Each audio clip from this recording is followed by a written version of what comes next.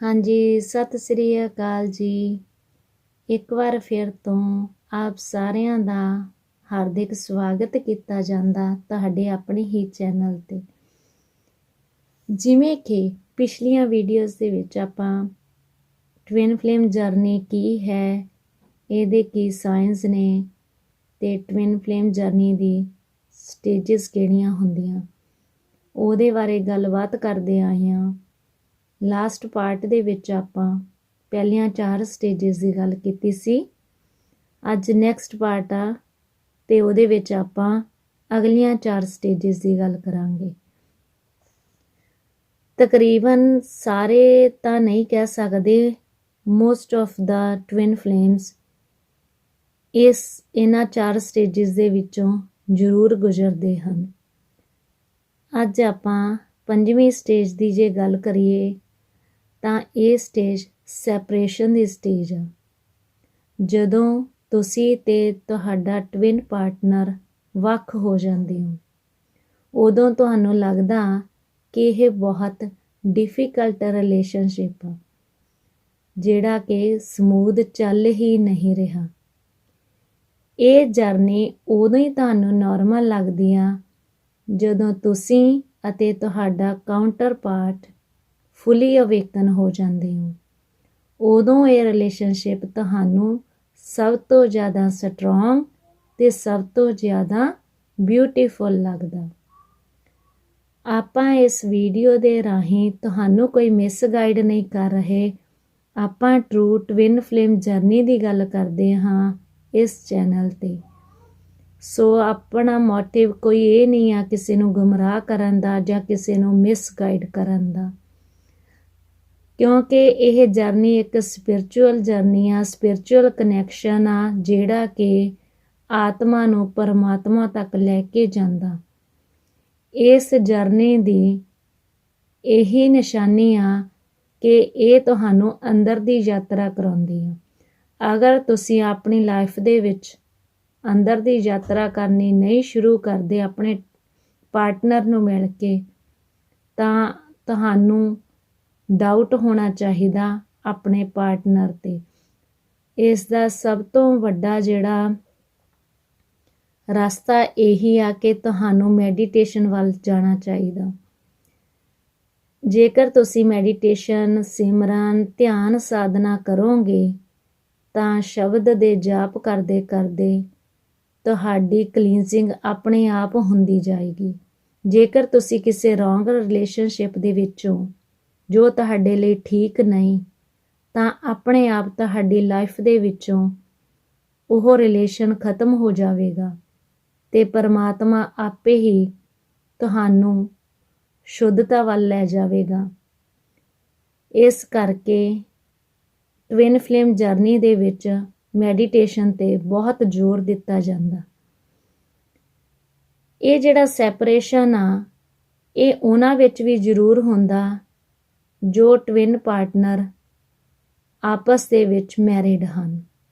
ਭਾਵੇਂ separation 2 month ਦਾ ਹੋਵੇ ਜਾਂ 5 ਮੰਥ ਦਾ ਹੋਵੇ ਜਾਂ 1 ਸਾਲ ਦਾ ਹੋਵੇ, ਬਟ ਉਹਨਾਂ ਵਿੱਚ ਵੀ ਸੈਪਰੇਸ਼ਨ ਸਟੇਜ ਜ਼ਰੂਰ ਆਉਂਦੀ ਆ, ਕਿਉਂਕਿ ਪਰਮਾਤਮਾ ਉਹਨਾਂ ਨੂੰ ਇਹ ਜਤਾਉਣਾ ਚਾਹੁੰਦਾ ਆ ਕਿ ਤੁਸੀਂ ਇੱਥੇ ਆਰਾਮ ਦੇ ਨਾਲ ਜ਼ਿੰਦਗੀ ਜਿਉਣ ਦੇ ਲਈ ਨਹੀਂ ਆਏ ਫੇਰੀ ਟੇਲ ਦੀ ਤਰ੍ਹਾਂ।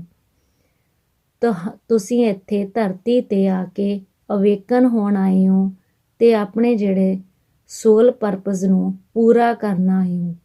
ਇਹ ਸਭ ਕੁਝ ਜਣਾਉਣ ਦੇ ਵਾਸਤੇ ਪਰਮਾਤਮਾ ਡਿਵਾਈਨ ਇੰਟਰਵੈਂਸ਼ਨ ਦੇ ਦੁਆਰਾ ਹੀ ਉਹਨਾਂ ਨੂੰ ਸੈਪਰੇਟ ਕਰਦਾ ਹੈ, ਕਿਉਂਕਿ ਤੁਸੀਂ ਇੱਕ ਡਿਵਾਈਨ ਕਪਲ ਹੁੰਦੇ ਹੋ।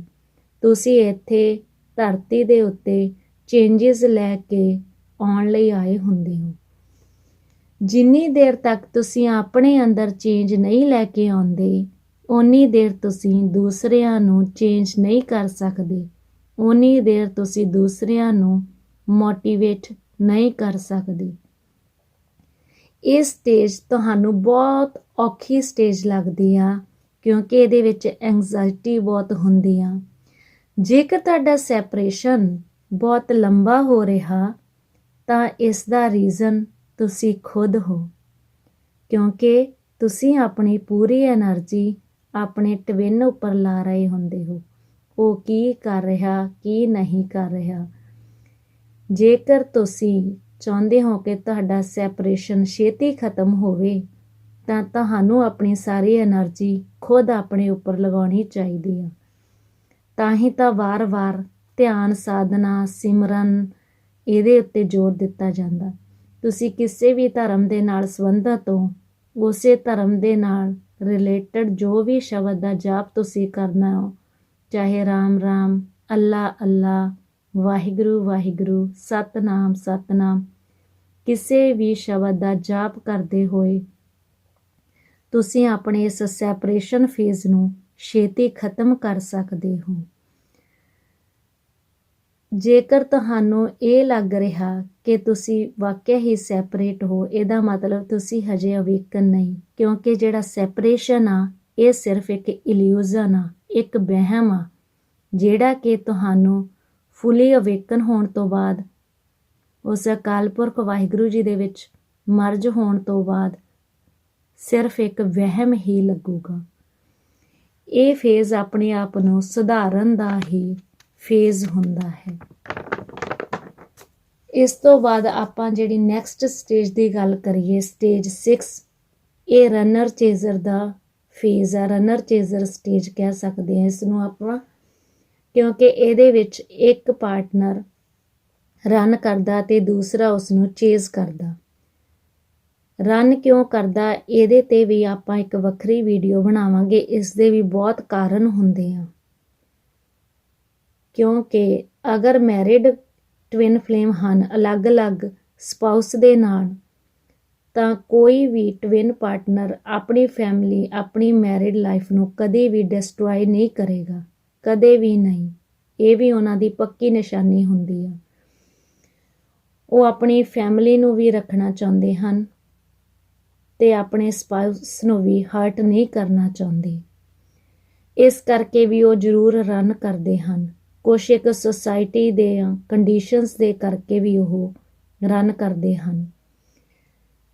ਇਹ ਰਨਰ ਚੇਜ਼ਰ ਫੇਜ਼ ਉਨੀ ਦੇਰ ਤੱਕ ਚੱਲਦਾ ਰਹਿੰਦਾ ਜਦੋਂ ਤੱਕ ਜੋ ਚੇਜ਼ ਕਰ ਰਿਹਾ, ਜੋ ਪਿੱਛਾ ਕਰ ਰਿਹਾ, ਉਸ ਨੂੰ ਚੇਜ਼ ਕਰਨਾ ਬੰਦ ਨਹੀਂ ਕਰ ਦਿੰਦਾ। ਤੇ ਜੋ ਰਨ ਕਰਦਾ ਆ ਪਾਰਟਨਰ, ਉਹਦਾ ਕਾਰਮਿਕ ਸਾਈਕਲ ਐਂਡ ਹੋਣ ਦਾ ਇਹ ਟਾਈਮ ਹੁੰਦਾ ਤੇ ਉਹਦੀ ਫਿਰ ਅਵੇਕਨਿੰਗ ਇਸੇ ਫੇਜ਼ ਦੇ ਵਿੱਚ ਸਟਾਰਟ ਹੋਣੀ ਸ਼ੁਰੂ ਹੋ ਜਾਂਦੀ ਆ। ਉਹਦੀ ਜਿਹੜੀ ਅਵੇਕਨਿੰਗ ਆ ਬਹੁਤ ਬੁਰੇ ਤਰੀਕੇ ਨਾਲ ਹੁੰਦੀ ਆ। ਅਵੇਕਨਿੰਗ ਦੇ ਉੱਤੇ ਆਪਾਂ ਫਿਰ ਇੱਕ ਵੀਡੀਓ ਬਣਾਵਾਂਗੇ, ਕਿਉਂਕਿ ਇਹ ਜਿਹੜਾ ਫੇਜ਼ ਆ ਇਹ ਵੀ ਬਹੁਤ ਦਰਦਨਾਕ ਜਿਹਾ ਫੇਜ਼ ਕਹਿ ਸਕਦੇ ਹਾਂ, ਕਿਉਂਕਿ ਇਹਦੇ ਵਿੱਚ ਸਾਡਾ ਸਾਰਾ ਇਹ ਜਿਹੜਾ ਸੰਸਾਰ ਆ ਇਹ ਬਹੁਤ ਪਿੱਛੇ ਛੁੱਟ ਜਾਂਦਾ ਤੇ ਅਸੀਂ ਆਪਣੇ ਆਪ ਨੂੰ ਇਕੱਲੇ ਮਹਿਸੂਸ ਕਰਦੇ ਹਾਂ। ਕਿਉਂਕਿ ਜਦੋਂ ਪਰਮਾਤਮਾ ਨੂੰ ਮਿਲਦੇ ਹਾਂ, ਉਸ ਅਕਾਲ ਪੁਰਖ ਵਾਹਿਗੁਰੂ ਜੀ ਨਾਲ ਮਿਲਾਪ ਹੁੰਦਾ ਤਾਂ ਇੱਕ ਬਾਉਂਡਰੀ ਹੁੰਦੀ ਆ, ਜਿਹਦੇ ਇੱਕ ਪਾਸੇ ਸੰਸਾਰ ਹੁੰਦਾ ਤੇ ਦੂਸਰੇ ਪਾਸੇ ਉਹ ਪਰਮਾਤਮਾ ਹੁੰਦਾ। ਫਿਰ ਜਦੋਂ ਉਸ ਬਾਉਂਡਰੀ ਲਾਈਨ ਨੂੰ ਆਪਾਂ ਪਾਰ ਕਰਦੇ ਹਾਂ ਤਾਂ ਬਹੁਤ ਤਕਲੀਫ ਹੁੰਦੀ ਆ, ਬਹੁਤ ਕੁਛ ਕੀ ਸਾਰਾ ਕੁਛ ਹੀ ਪਿੱਛੇ ਛੱਡਣਾ ਪੈਂਦਾ। ਪਰਮਾਤਮਾ ਆਪ ਹੀ ਛਡਾਉਂਦਾ, ਤਾਂ ਕਿ ਪਰਮਾਤਮਾ ਚਾਹੁੰਦਾ ਕਿ ਹੁਣ ਮੇਰੇ ਵੱਲ ਆਉਣ ਦਾ ਟਾਈਮ ਆ ਗਿਆ। ਸੋ ਰਨਰ ਚੇਜ਼ਰ ਸਟੇਜ ਤੋਂ ਬਾਅਦ ਜਿਹੜੀ ਨੈਕਸਟ ਸਟੇਜ ਆਉਂਦੀ ਆ, ਉਹ 7th ਸਟੇਜ ਆ। ਉਹ ਹੈਗੀ ਆ ਸਰੈਂਡਰ ਦੀ ਸਟੇਜ। ਰਨਰ ਚੇਜ਼ਰ ਫੇਜ਼ ਤੋਂ ਬਾਹਰ ਆ ਕੇ ਜਦੋਂ ਤੁਸੀਂ ਬਹੁਤ ਇਨਰ ਵਰਕ ਕਰਦੇ ਹੋ, ਬਹੁਤ ਪੂਜਾ ਪਾਠ ਕਰਦੇ ਹੋ, ਸਾਰਾ ਕੁਛ ਉਸ ਡਿਵਾਈਨ ਟਾਈਮ ਤੇ ਛੱਡ ਦਿੰਦੇ ਹੋ, ਉਸ ਪਰਮਾਤਮਾ ਤੇ ਛੱਡ ਦਿੰਦੇ ਹੋ, ਅਤੇ ਤੁਸੀਂ ਆਪਣੇ ਆਪ ਨੂੰ ਜਦੋਂ ਹੀਲ ਕਰਨਾ ਸ਼ੁਰੂ ਕਰ ਦਿੰਦੇ ਹੋ ਤਾਂ ਉਹ ਪਰਮਾਤਮਾ ਬਹੁਤ ਖੁਸ਼ ਹੁੰਦਾ, ਕਿਉਂਕਿ ਤੁਸੀਂ ਸਾਰੇ ਹਥਿਆਰ ਸਿੱਟ ਕੇ ਸਭ ਕੁਝ ਉਸ ਪਰਮਾਤਮਾ ਤੇ ਛੱਡ ਦਿੰਦੇ ਹੋ।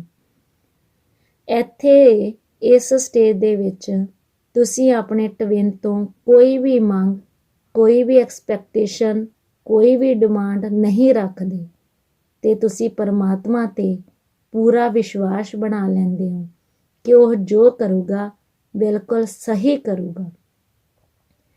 ਇਸ ਸਟੇਜ ਦੇ ਵਿੱਚ ਪਰਮਾਤਮਾ ਤੁਹਾਡੇ ਸਾਰੇ ਕਾਰਮਿਕ ਸਾਈਕਲ ਕਲੀਅਰ ਕਰ ਦਿੰਦਾ। ਉਹਨਾਂ ਸਾਰਿਆਂ ਨੂੰ ਪਰਮਾਤਮਾ ਤੁਹਾਡੀ ਜ਼ਿੰਦਗੀ ਦੇ ਵਿੱਚੋਂ ਪਰੇ ਕਰ ਦਿੰਦਾ ਜੋ ਤੁਹਾਨੂੰ ਦੋਨਾਂ ਪਾਰਟਨਰ ਨੂੰ ਮਿਲਾਉਣ ਦੇ ਵਿੱਚ ਰੁਕਾਵਟ ਪੈਦਾ ਕਰਦੇ ਨੇ। ਤੁਸੀਂ ਕੁਝ ਨਹੀਂ ਕਰਦੇ, ਇਹ ਸਾਰੀਆਂ ਖੇਡਾਂ ਉਸ ਅਕਾਲ ਪੁਰਖ ਪਰਮਾਤਮਾ ਦੇ ਦੁਆਰਾ ਹੀ ਖੇਡੀਆਂ ਜਾਂਦੀਆਂ ਹਨ। ਤੁਹਾਨੂੰ ਇਸ ਸਟੇਜ ਦੇ ਵਿੱਚ ਬਹੁਤ ਪੇਸ਼ੈਂਸ ਰੱਖਣਾ ਪੈਂਦਾ ਕਿਉਂਕਿ ਇਹ ਬਹੁਤ ਹੀ ਸਬਰ ਸੰਤੋਖ ਦੀ ਜਰਨੀ ਆ। ਇਹਦੇ ਵਿੱਚ ਕਾਹਲੀ ਤਾਂ ਕਰ ਹੀ ਨਹੀਂ ਸਕਦੇ।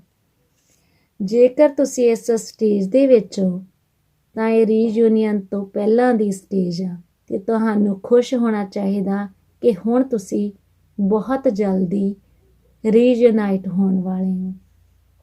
ਸੋਲ ਪਰਜਿੰਗ ਵੀ ਬਹੁਤ ਹੁੰਦੀ ਹੈ ਇਸ ਸਟੇਜ ਦੇ ਵਿੱਚ। ਪਰਮਾਤਮਾ ਤੁਹਾਡੇ ਸਾਰੇ ਕਾਰਮਿਕ ਸਾਈਕਲ ਕਲੀਅਰ ਕਰ ਦਿੰਦਾ। ਉਹਨਾਂ ਸਾਰਿਆਂ ਨੂੰ ਪਰਮਾਤਮਾ ਤੁਹਾਡੀ ਜ਼ਿੰਦਗੀ ਦੇ ਵਿੱਚੋਂ ਪਰੇ ਕਰ ਦਿੰਦਾ ਜੋ ਤੁਹਾਨੂੰ ਦੋਨਾਂ ਪਾਰਟਨਰ ਨੂੰ ਮਿਲਾਉਣ ਦੇ ਵਿੱਚ ਰੁਕਾਵਟ ਪੈਦਾ ਕਰਦੇ ਨੇ। ਤੁਸੀਂ ਕੁਝ ਨਹੀਂ ਕਰਦੇ, ਇਹ ਸਾਰੀਆਂ ਖੇਡਾਂ ਉਸ ਅਕਾਲ ਪੁਰਖ ਪਰਮਾਤਮਾ ਦੇ ਦੁਆਰਾ ਹੀ ਖੇਡੀਆਂ ਜਾਂਦੀਆਂ ਹਨ। ਤੁਹਾਨੂੰ ਇਸ ਸਟੇਜ ਦੇ ਵਿੱਚ ਬਹੁਤ ਪੇਸ਼ੈਂਸ ਰੱਖਣਾ ਪੈਂਦਾ ਕਿਉਂਕਿ ਇਹ ਬਹੁਤ ਹੀ ਸਬਰ ਸੰਤੋਖ ਦੀ ਜਰਨੀ ਆ। ਇਹਦੇ ਵਿੱਚ ਕਾਹਲੀ ਤਾਂ ਕਰ ਹੀ ਨਹੀਂ ਸਕਦੇ। ਜੇਕਰ ਤੁਸੀਂ ਇਸ ਸਟੇਜ ਦੇ ਵਿੱਚ ਹੋ ਤਾਂ ਇਹ ਰੀਯੂਨੀਅਨ ਤੋਂ ਪਹਿਲਾਂ ਦੀ ਸਟੇਜ ਆ ਤੇ ਤੁਹਾਨੂੰ ਖੁਸ਼ ਹੋਣਾ ਚਾਹੀਦਾ ਕਿ ਹੁਣ ਤੁਸੀਂ ਬਹੁਤ ਜਲਦੀ ਰੀਯੂਨਾਈਟ ਹੋਣ ਵਾਲੇ ਹੋ। ਸੋਲ ਪਰਜਿੰਗ ਵੀ ਬਹੁਤ ਹੁੰਦੀ ਹੈ ਇਸ ਸਟੇਜ ਦੇ ਵਿੱਚ। ਸੋਲ ਪਰਜਿੰਗ ਹੁੰਦੀ ਹੈ ਜਦੋਂ ਤੁਹਾਨੂੰ ਵੈਰਾਗ ਹੁੰਦਾ, ਬਹੁਤ ਰੋਣਾ ਆਉਂਦਾ ਤਾਂ ਪਰਮਾਤਮਾ ਤੁਹਾਡੀ ਸਾਰੀ ਕਲੀਨਜ਼ਿੰਗ ਕਰਦਾ ਤੇ ਫਿਰ ਤੁਹਾਨੂੰ ਪਰਮਾਤਮਾ ਖੁਸ਼ ਹੋ ਕੇ ਇੱਕ ਰਿਵਾਰਡ ਦਿੰਦਾ, ਜਿਹੜਾ ਰਿਵਾਰਡ ਹੁੰਦਾ ਤੁਹਾਡਾ ਰੀਯੂਨੀਅਨ ਦਾ। ਕਹਾਣੀ ਤਾਂ ਪਰਮਾਤਮਾ ਨੇ ਬਹੁਤ ਸੋਹਣੀ ਲਿਖੀ ਹੁੰਦੀ ਆ, ਬਸ ਅਸੀਂ ਹੀ ਡੋਲ ਜਾਂਦੇ ਹਾਂ। ਸੋ ਹੁਣ ਆਪਾਂ ਨੈਕਸਟ ਤੇ ਲਾਸਟ ਸਟੇਜ ਦੀ ਗੱਲ ਕਰੀਏ। ਇਹ ਹੁੰਦੀ ਆ ਵਨਨੈਸ ਦੀ ਸਟੇਜ। ਇਹ 8th ਸਟੇਜ ਆ, ਰੀਯੂਨੀਅਨ ਦੀ ਸਟੇਜ ਵੀ ਕਹਿ ਸਕਦੇ ਇਹਨੂੰ ਆਪਾਂ। ਇਸ ਸਟੇਜ ਦੇ ਵਿੱਚ ਤੁਸੀਂ ਆਪਣੇ ਪਾਰਟਨਰ ਦੇ ਨਾਲ ਰੀਯੂਨਾਈਟ ਹੁੰਦੇ ਹੋ। ਜਿਵੇਂ ਕਿ ਆਪਾਂ ਪਹਿਲਾਂ ਪਿਛਲੀਆਂ 7 ਸਟੇਜਿਸ ਦੀ ਗੱਲ ਕੀਤੀ ਆ, ਕਿੱਦਾਂ ਆਪਾਂ ਪਹਿਲਾਂ ਸੋਲ ਲੈਵਲ ਤੇ ਆਪਣੇ ਪਾਰਟਨਰ ਨੂੰ ਲੱਭਦੇ ਹਾਂ, ਕਿਵੇਂ ਮਿਲਦੇ ਹਾਂ, ਕਿਵੇਂ ਫਿਰ ਸੈਪਰੇਸ਼ਨ ਹੁੰਦਾ, ਕਿਵੇਂ ਰਨਰ ਚੇਜ਼ਰ ਫੇਜ਼ ਆਉਂਦਾ, ਫਿਰ ਕਿਵੇਂ ਤੁਸੀਂ ਉਸ ਅਕਾਲ ਪੁਰਖ ਪਰਮਾਤਮਾ ਦੇ ਅੱਗੇ ਢਹਿ ਢੇਰੀ ਹੋ ਜਾਂਦੇ ਹੋ ਤੇ ਫਿਰ ਪਰਮਾਤਮਾ ਤੁਹਾਨੂੰ ਆਪਣੇ ਨਾਲ ਮਿਲਾਉਂਦਾ ਤੇ ਤੁਹਾਡੇ ਟਵਿਨ ਨੂੰ ਵੀ ਤੁਹਾਡੇ ਨਾਲ ਮਿਲਾਉਂਦਾ। ਹੁਣ ਤੁਸੀਂ ਆਪਣੇ ਟਵਿਨ ਪਾਰਟਨਰ ਦੇ ਨਾਲ ਤੁਹਾਡਾ ਮਿਲਾਪ ਕਿੱਦਾਂ ਹੁੰਦਾ, ਇਹ ਵੀ ਟੌਪਿਕ ਬਹੁਤ ਹੀ, ਜਿੱਦਾਂ ਆਪਾਂ ਕਹਿ ਸਕਦੇ ਹਾਂ, ਇੱਕ ਅਲੱਗ ਆਪਾਂ ਇਸ ਦੇ ਬਾਰੇ ਵੀ ਅੱਗੇ ਜਾ ਕੇ ਗੱਲ ਕਰਾਂਗੇ ਨੈਕਸਟ ਵੀਡੀਓਜ਼ ਦੇ ਵਿੱਚ ਕਿ ਮਿਲਾਪ ਕਿੱਦਾਂ ਹੁੰਦਾ। ਪਹਿਲਾਂ 5th ਡਿਮੈਂਸ਼ਨ ਦੇ ਵਿੱਚ ਤੁਹਾਡਾ ਮਿਲਾਪ ਹੁੰਦਾ ਜਿਸ ਨੂੰ 5D ਕਹਿੰਦੇ ਆ। ਉਹ એનર્ਜੀ ਲੈਵਲ ਤੇ ਮਿਲਾਪ ਹੁੰਦਾ। ਜਿਹੜੇ ਕਿ ਰੀਯੂਨਾਈਟ ਹੋ ਚੁੱਕੇ ਨੇ ਉਹ ਇਸ ਸਟੇਜ ਨੂੰ ਸਮਝ ਸਕਦੇ ਨੇ ਕਿ ਕਿਸ ਤਰ੍ਹਾਂ, ਕਿਉਂਕਿ ਇਹਦਾ ਇੱਕੋ ਹੀ ਇੱਕ ਸਾਧਨ ਆ ਮੈਡੀਟੇਸ਼ਨ। ਵਾਰ-ਵਾਰ ਇਸੇ ਤੇ ਜ਼ੋਰ ਦਿੱਤਾ ਜਾਂਦਾ, ਇਨਰ ਵਰਕ, ਅੰਦਰਲੀ ਯਾਤਰਾ। ਇਹੀ ਟਵਿਨ ਜਰਨੀ ਦੀ ਪੱਕੀ ਨਿਸ਼ਾਨੀ ਆ। ਅਗਰ ਤੁਸੀਂ ਟਰੂ ਟਵਿਨ ਫਲੇਮ ਹੋ ਤਾਂ ਤੁਸੀਂ ਇਸ ਰਸਤੇ ਤੇ ਜਾਓਗੇ ਹੀ ਜਾਓਗੇ। ਤੁਹਾਨੂੰ ਕੋਈ ਲੱਖ ਕੋਸ਼ਿਸ਼ ਕਰੇ ਰੋਕਣ ਦੀ, ਤੁਸੀਂ ਧਿਆਨ, ਸਾਧਨਾ, ਸਿਮਰਨ ਜ਼ਰੂਰ ਕਰੋਗੇ। ਇਸ ਸਟੇਜ ਦੇ ਵਿੱਚ ਆ ਕੇ ਤੁਹਾਨੂੰ ਉਸ ਪਰਮਾਤਮਾ ਤੇ 110% ਯਕੀਨ ਬਣ ਜਾਂਦਾ ਕਿਉਂਕਿ ਜਦੋਂ ਤੁਸੀਂ ਮੈਡੀਟੇਸ਼ਨ ਕਰਦੇ ਹੋ, ਧਿਆਨ ਸਾਧਨਾ ਕਰਦੇ ਹੋ, ਤੁਹਾਡੀ એનર્ਜੀ ਬਹੁਤ ਹਾਈ ਵਾਈਬ੍ਰੇਸ਼ਨ 'ਚ ਜਾਂਦੀ ਆ ਤਾਂ ਤੁਹਾਨੂੰ એનર્ਜੀ ਲੈਵਲ ਤੇ ਹੀ ਸਾਰੇ ਕੁਝ ਸਿੰਬਲਸ ਵੀ ਦਿਖਾਏ ਜਾਂਦੇ ਆ। ਇੱਕ ਟਰਾਈਐਂਗਲ ਜ਼ਰੂਰ ਦਿਖਾਇਆ ਜਾਂਦਾ ਜਿਹੜਾ ਕਿ ਇਹ ਤੁਹਾਨੂੰ ਇੰਡੀਕੇਟ ਕਰਦਾ ਆ ਕਿ ਇੱਥੇ ਆ ਕੇ ਤੁਸੀਂ ਪਰਮਾਤਮਾ ਦੇ ਵਿੱਚ ਮਰਜ ਹੋਗੇ ਤੇ ਨਾਲ ਹੀ ਤੁਹਾਡਾ ਜਿਹੜਾ ਕਾਊਂਟਰ ਪਾਰਟ ਆ, ਤੁਹਾਡਾ ਟਵਿਨ ਫਲੇਮ ਆ, ਉਹਦੇ ਨਾਲ ਵੀ ਤੁਹਾਡੀ એનર્ਜੀ ਮਰਜ ਹੁੰਦੀ ਆ। ਇਹ ਜਿਹੜੇ ਰੀਯੂਨਾਈਟ ਹੋ ਚੁੱਕੇ ਆ ਉਹ ਇਸ ਸਟੇਜ ਨੂੰ ਚੰਗੀ ਤਰ੍ਹਾਂ ਸਮਝ ਸਕਦੇ ਆ, ਕਿਉਂਕਿ ਤੁਹਾਡੀ ਜਿਹੜੀ ਮਸਕੂਲਾਈਨ ਤੇ ਫੈਮਿਨਾਈਨ એનર્ਜੀ ਇੱਥੇ ਬੈਲੈਂਸ ਹੋ ਜਾਂਦੀ ਆ ਤੇ ਤੁਹਾਨੂੰ ਬਿਲਕੁਲ ਪੂਰੀ ਤਰ੍ਹਾਂ એનર્ਜੀ ਲੈਵਲ ਤੇ ਫੀਲ ਹੋਏਗਾ ਪਰਮਾਤਮਾ ਦੇ ਨਾਲ ਮਿਲਾਪ ਹੁੰਦਾ ਵੀ ਤੇ ਆਪਣੇ ਪਾਰਟਨਰ ਦੇ ਨਾਲ ਮਿਲਾਪ ਹੁੰਦਾ ਵੀ। ਇਹ ਇੱਕ ਡਿਵਾਈਨ ਮੈਰਿਜ ਕਹਿ ਲਓ, ਸਪਿਰਚੁਅਲ ਮੈਰਿਜ ਕਹਿ ਲਓ, ਇਹ ਇੱਕ ਅਨੋਖਾ ਜਿਹਾ ਮਿਲਾਪ ਹੁੰਦਾ ਜਿਹੜਾ ਕਿ ਸਿਰਫ ਤੇ ਸਿਰਫ ਤੁਹਾਨੂੰ ਮੈਂ ਵਾਰ-ਵਾਰ ਕਹਿੰਦੀ ਆ ਸਾਧਨਾ ਕਰਕੇ ਹੀ ਤੁਸੀਂ ਫੀਲ ਕਰ ਸਕਦੇ ਹੋ। ਇਹ ਇੱਕ ਸਪਿਰਚੁਅਲੀ ਯੂਨੀਅਨ ਹੁੰਦਾ। ਉਸ ਤੋਂ ਬਾਅਦ ਹੀ ਤੁਸੀਂ ਇਸ ਥਰਡ ਡਿਮੈਂਸ਼ਨ ਦੇ ਵਿੱਚ, ਇਸ ਸੰਸਾਰ ਦੇ ਵਿੱਚ ਫਿਜ਼ੀਕਲੀ ਰੀਯੂਨਾਈਟ ਹੁੰਦੇ ਹੋ।